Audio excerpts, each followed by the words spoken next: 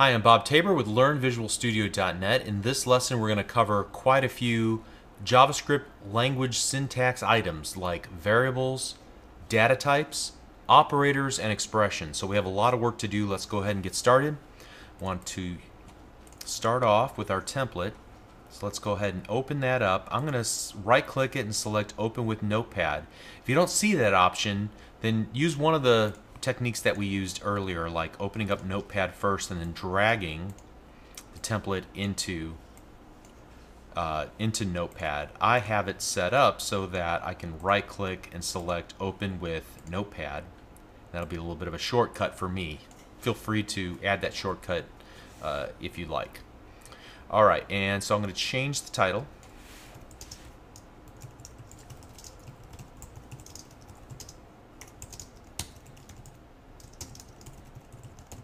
All right, and let's give ourselves a little more room here.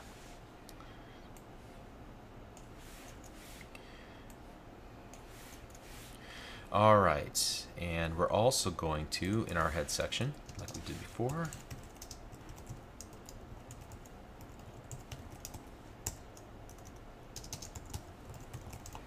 all right, now that we've done all of our setup work, let's talk about variables. We saw this in the previous video, how we were able to create a variable using the var keyword. So here I'm able to create a bucket in the computer's memory called SomeValue. At this point, SomeValue has nothing inside of it. It's empty. It's undefined. If we want to put something in it, we can do something like this. We use the equal sign operator. That is the assignment operator, so that I can assign a value to my variable that's called SomeValue. Now later on in my program, I can change what's in my bucket, what's in my variable, by reassigning it. Here I'm going to change it to my friend's last name, Jaworski. And then I can read the value out of the bucket by simply referencing it by its name. In this case, I'm going to send to screen an alert SomeValue. Let's save this as, so we don't accidentally overwrite our template. That would be bad. All files, and here we want to do C9 JS05.html. All right, now let's look. Double click, and we get a message box that says Jaworski. Great. All right, so let's go ahead and change our code. Now we have a couple of options. I could just completely delete this code and start over from scratch. And that is definitely an approach we took in the first lesson. However, we can also comment out our code by just using 2 forward slashes in a row, like so. When we create code comments, we're basically telling the JavaScript compiler to ignore this line of code. Don't process it, just act like it never existed. Comments also have an added bonus that we can do something like this to remind ourselves of the purpose of a passage of code. First example, second example, and so on. And nothing we type, and we can use any English. We can even put references to web pages and so on in there, and they will be completely ignored by JavaScript and by the HTML5 document object model as it's created. All right. There's also another way. If you have multiple lines of code that you need to comment out, let's go ahead and just get rid of all this for the moment. We can use a multi-line comment, and to do that we use a forward slash and an asterisk that starts the comment out process, and then we want to make sure it lines up so it's visually appealing to us, and it denotes that all of this is commented out. We have to conclude that section with a star forward slash. So to begin the section of commented out code, forward slash star, and then to finish it, star or asterisk forward slash. And now all of this code will be ignored. All right? So that's the 2 ways that we can comment out code. Great.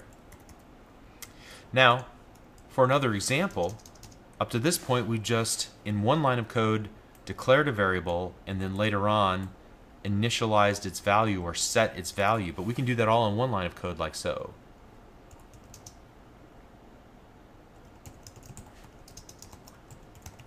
All in one step.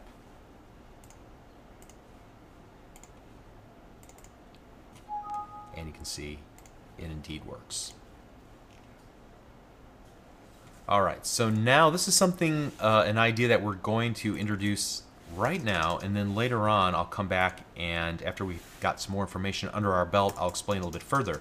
You don't have to use the var keyword. The var keyword is used to denote that we want a function scoped variable. If we want our variable to be scoped at the global level, we can just leave off the var keyword. So I can create some value equals Tabor. And in this simple example, we'll see no change in the behavior of our application. However, when we start working with more complicated applications that involve multiple functions, and we are relying on the scope of our variables to be honored, using the var keyword will become extremely important. Some would say that you should never use global variables at all, therefore you should always use the var keyword. So just keep in mind that there is, you will see some code out on the internet where people don't use the var keyword and just start referencing a variable name without first declaring it with the var keyword. That's because they are scoping it, whether they realize it or not, at the global level instead of a function or a local level. All right, we'll talk about that a little bit later once we've got some more information under our belt. For now, always use the keyword var when creating a variable. All right?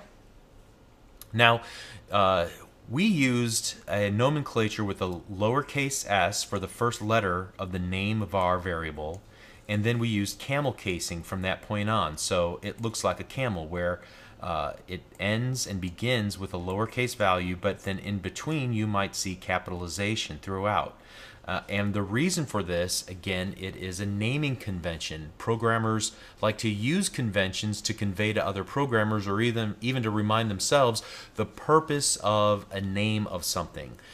Using this lowercase s reminds you that this is a locally scoped variable. It's not to be considered global in its purpose. You can also start a variable using a underscore. So we could call this underscore some value or underscore capital S some value. We could also start with a $sign some value. Those are all legal, but you can't do this $sign space some space value. All right, that's illegal. All right, you might notice also in our previous code and then the code that we've written here that every line that I've written is ended with a semicolon. That's an end of statement character or end of statement operator. You can think of it sort of like a period at the end of a sentence in English. It's a complete thought, and so you communicate that complete thought to the JavaScript compiler by using a semicolon. You could actually fit multiple commands on a single line and separate them each with a semicolon if you wanted to, but that makes your code a little bit unreadable.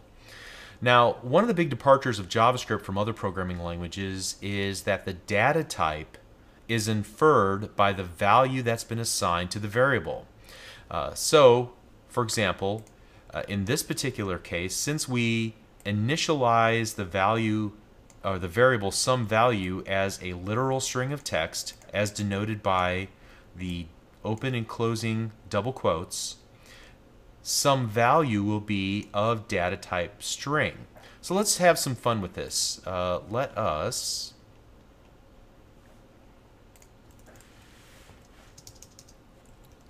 say var my value equals Bob. All right, and then let's do this. We'll use another keyword called the type of operator, which will tell us what the data type of my value is. All right, so you'll see this in just a moment. Let's go ahead and double click our example. And you can see that the data type is string. So By initializing our variable to a literal string, the data type automatically becomes type string. Let's go ahead and comment that out and then try another example.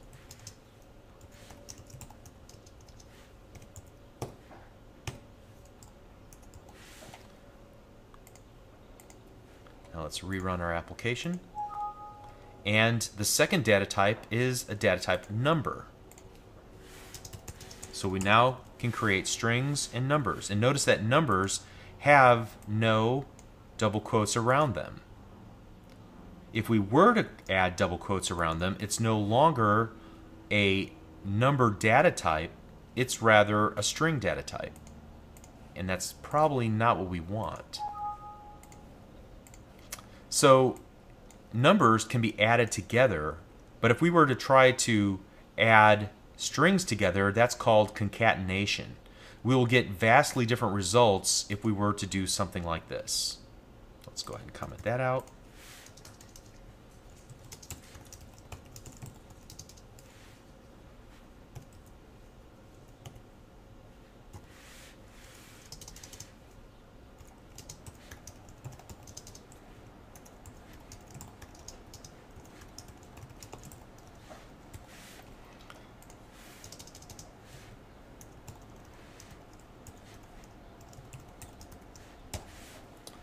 All right, so you can see I'm creating two variables, both of type number, because I don't add double quotes around the values that I'm assigning to the variables, and then I'm adding those two values together using the addition operator, and then I want to display the result in an alert box. So let's go ahead, and you can see that the result is 3.26. One other note, I can remove the 0.12 off of the end and just use whole numbers, and JavaScript doesn't have a problem with that. You see some strange rounding situation there, but otherwise no issues.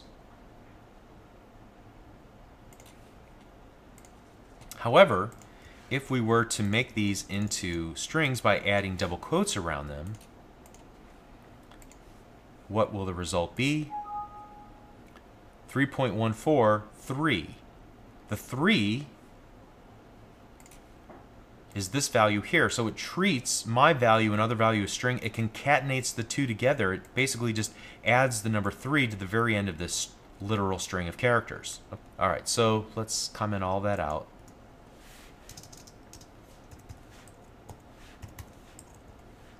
Let's get back to the matter at hand here. The other data type that we can use is a Boolean.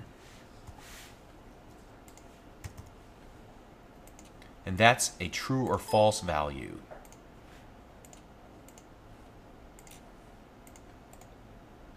Let's go ahead and refresh. Type is Boolean. We can set it either to true or to false.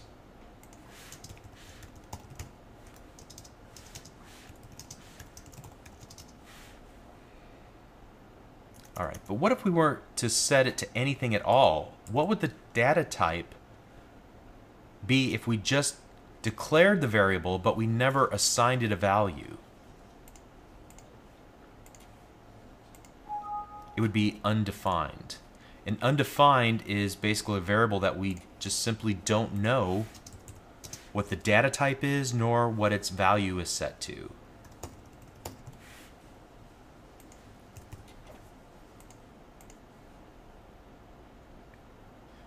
All right, and just to kind of drive this thought home, what if we were to start off with assigning our variable to a literal string using the double quotation marks, but then at some point reassigning its value to a numerical value? Let's see what happens. You can see that the type changes based on the value inside of the variable. So, this would never work. This example would never work in a language like C# without some type coercion going on. However, in JavaScript, that's just how the language works. Okay? All right, so let's move on. Now, I already said a moment ago that a semicolon at the end of a statement is the end of statement operator. It completes a thought, but not everything you throw at JavaScript will be considered a complete thought, only statements. And statements are made up of expressions, and expressions are made up of one or more operators and operands. So these are the syntax rules of JavaScript, and most programming languages have similar kinds of rules. So you can't just do something like this. Now, if you were to do something like that line of code, JavaScript might just ignore it. It might not throw an error. It might just do nothing at all. But JavaScript will be thinking to itself, what do you want me to do with this? It's a useless statement. It's not made up of operators and operands. An operand is anything that we give a name to, like a function name or a variable name, or some sort of value, in this case, a number, in this case, a literal string, in this case, a Boolean value. And operators are things like keywords. They're like the assignment operator, the addition or concatenation operator, depending on its context, the end-of-line character, and so on.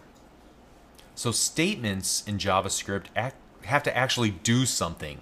A properly formed statement will either declare, initialize, or assign a value to a variable, or retrieve a value, like we saw earlier, or it will call some sort of built-in or custom function, or it will evaluate a value against some other value to determine equality, like we did with our if statement back in lesson number 2, and so on. And so operators and operands, we've already seen several operators at work. We pointed them out, like the assignment operator we've used here. This type of looks like a keyword, but it's actually an operator, and there's a bunch of others. For example, let's go back to some other operators that you're probably very familiar with. So let's go var sum value equals 5, and then let's go sum value equals 5 plus 7. So we're using the addition operator there. Sum value equals 5 minus 7, so that's a subtraction operator. Sum value equals 5 times 7, the multiplication operator. Sum value was 5 divided by 7, so that is the division operator. Here is an increment operator, so using two pluses next to each other, we'll take the current value of some value and then add 1 to it. Similarly, we can have the decrement operator, two minus signs next to each other. And we can use some shortcut syntax. So something like the increment operator, we can take the value of some value and then add 7 to it. So this is roughly the equivalent of doing this line of code. Equals sum value plus 7. We're just able to shorten it with this syntax, okay? And the same would be true of minus equal,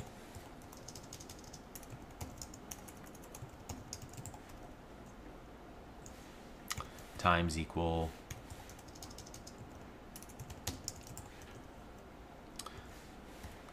divided by, then equal, and so on. All right, moving on, and I realize at this point this example is not going to work. We'll probably have to comment out a lot of this code to actually get it to run. We've already talked about string concatenation. Let me just kind of make sure that we're on the same page there. Concatenation, okay. So here we're going to go sum value equals Bob plus, so the context determines what this operator will do, whether it'll be math for an addition or string concatenation where we'll actually append strings together. In this case, I'm appending together the literal string Bob plus an empty character plus Tabor. All right. We already took a look at this where we're able to take Bob plus, or actually I don't think we did this. Let's do this. What happens in this case where we're taking something that's defined as a literal string and using the concatenation or the addition operator to a numeric value? Which will it be? A string or a mathematical operator, or concatenation or a addition operator? Let's do this. Let's get rid of some stuff here. I'm going to use that mass comment out multi-line comment character to just comment out all this code we wrote prior to that. Let's go var some value, and here, alert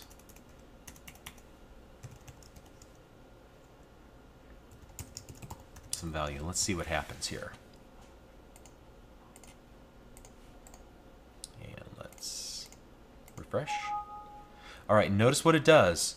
It treats 3.14 as a string and concatenates the two together. So there's some coercion going on to say, well, since we can't add the number Bob to the number 3.14, what we can do is change 3.14 to become a string. Maybe that's what the programmer wanted us to do. And so JavaScript then concatenates, coerces 3.14 into a string, and then appends them together. Okay.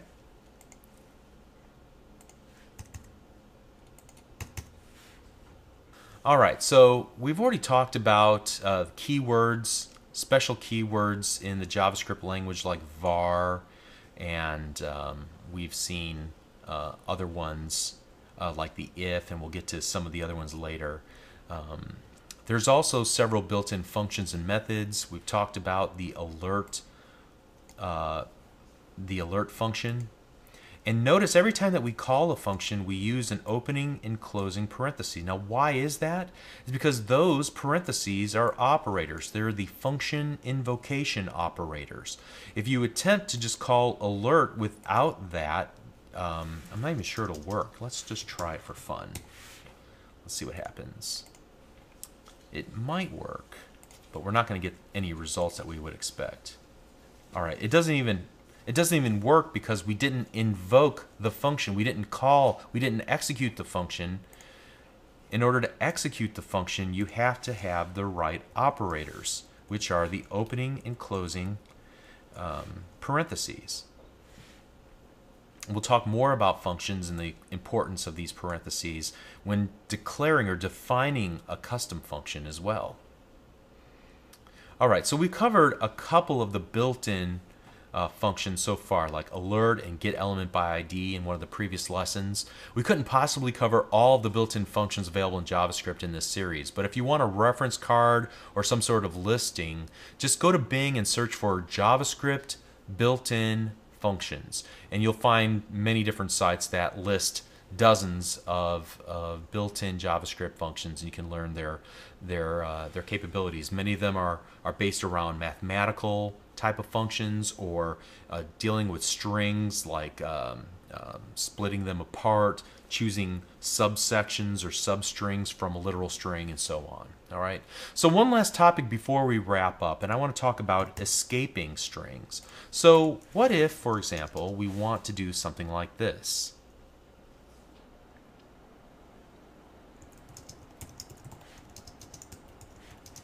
I want to say my so-called life. All right. What's going to happen here? Well, let's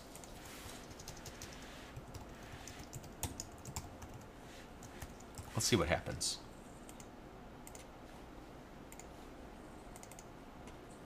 All right, nothing at all happens because we have a syntax error. And the syntax error, well, let's let our F12 tools tell us what happened.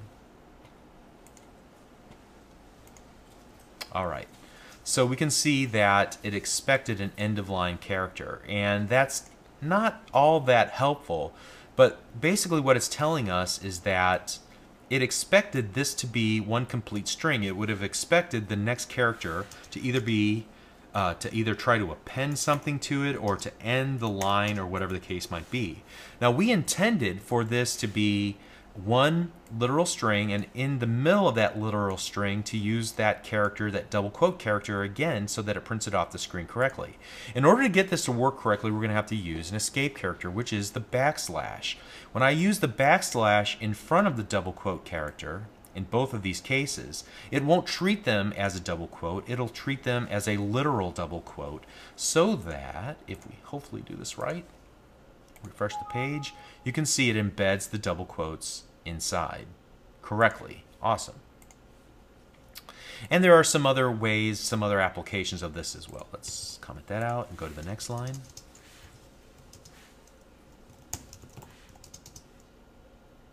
And this time I'm going to create a literal string by using single quotes. Now I recommend that you always use double quotes for literal strings and single quotes whenever you need to pass a value as an argument into a function. Talk more about that later. Doesn't may not mean much to you now, but you can declare a literal string by just using single quote marks. So I could do this. And I'll come back to that in a moment, pretty sure this will work. Let's go ahead and just get this simple example working. And that works. But what if I wanted to add the single quote into this?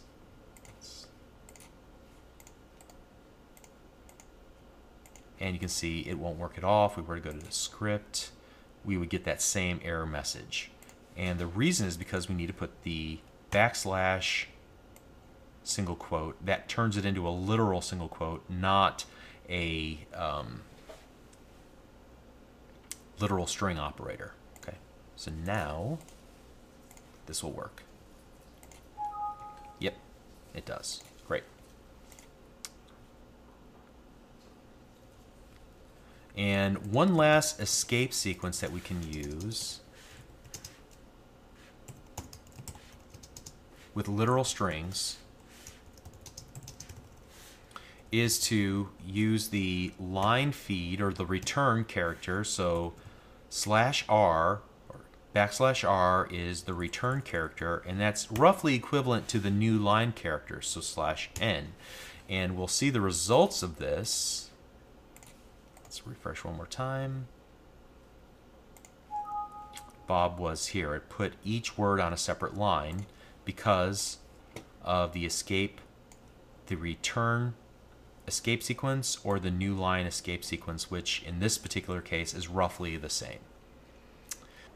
All right, so I think that's enough for this lesson. In this lesson, to recap, we talked about declaring variables and initializing their values. We talked about the data types that are inferred for your variables based on the data that is currently inside of that variable. We talked about a variable just being a space in the computer's memory where we can store stuff and retrieve it at some later time.